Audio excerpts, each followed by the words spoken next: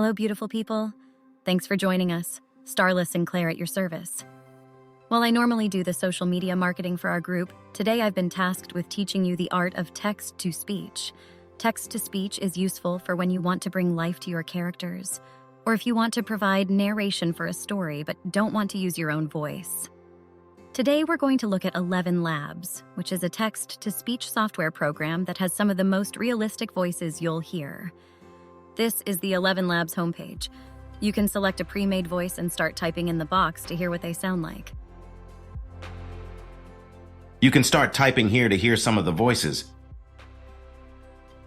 You can start typing here to hear some of the voices.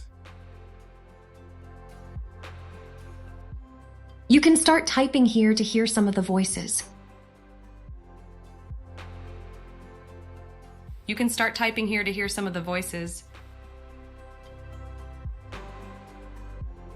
You can also scroll to the bottom and listen to a voice laughing, a newscaster, and an audiobook reader. Ha ha ha ha ha! Holy guacamole! This must be the best joke I've ever heard, Richard. Absolutely sublime, so funny. Editor's picks. The biggest opportunity in generative AI is language, not images. The Great Gatsby by F. Scott Fitzgerald. Chapter 1. In my younger and more vulnerable years, my father gave me some advice that I've been turning over in my mind ever since. Pretty impressive. They all sound like real people, although the laughing part sounded a little off. Everybody's favorite part, the pricing. ElevenLabs does have a free plan, but you won't be able to use the voices commercially. The starter plan is actually a pretty good deal because currently it is 80% off of the first month, which means it's only $1. After that, it's going to cost you $5 a month. The starter plan allows you to clone your voice and add up to 10 custom voices. You're given 30,000 characters a month, which is roughly about 30 to 35 minutes of audio. The next tier up is the creator plan, which is $22 a month. This plan will give you 100,000 characters or about 2 hours of audio a month. You also get to create up to 30 custom voices. There are some other higher tiered plans, but we're not going over those because those plans are way too expensive. Let's sign into our account now so we can go through all the features. This is the Voice Lab. This is where you store all of your created voices. If you hit the plus sign, you can either clone your voice or add another randomly generated voice. If you pick instant voice cloning, you'll have to submit recordings of yourself talking so that it has some sort of reference. You can submit up to 25 voice recordings. The more samples you submit, the more effective the voice cloning will be. Let's create a new voice so you can see the process. Once you hit voice design, you'll be able to choose the gender, the age, the accent, and the accent strength of your voice.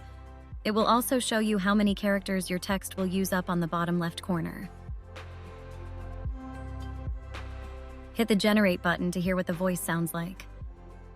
First, we thought the PC was a calculator. Then we found out how to turn numbers into letters, and we thought it was a typewriter. If you like how the voice sounds, select Use Voice and give it a name. Hit Create Voice and then look for it in the Voice Lab voice bank and select Use. There are 2 settings here that you're going to have to play around with to figure out how you want your voice to sound. The first one is stability. Turning the slider all the way up will make the voice sound more consistent between generations. Having a lower setting will make the voice sound expressive but may also sound weird and unnatural if it's too low. The clarity and similarity enhancement setting is more for cloned voices, so it sounds more like the cloned voice. I'll play around with the settings so you can hear the difference. Hello, this is my voice. Do you like the sound of it? Hello, this is my voice. Do you like the sound of it?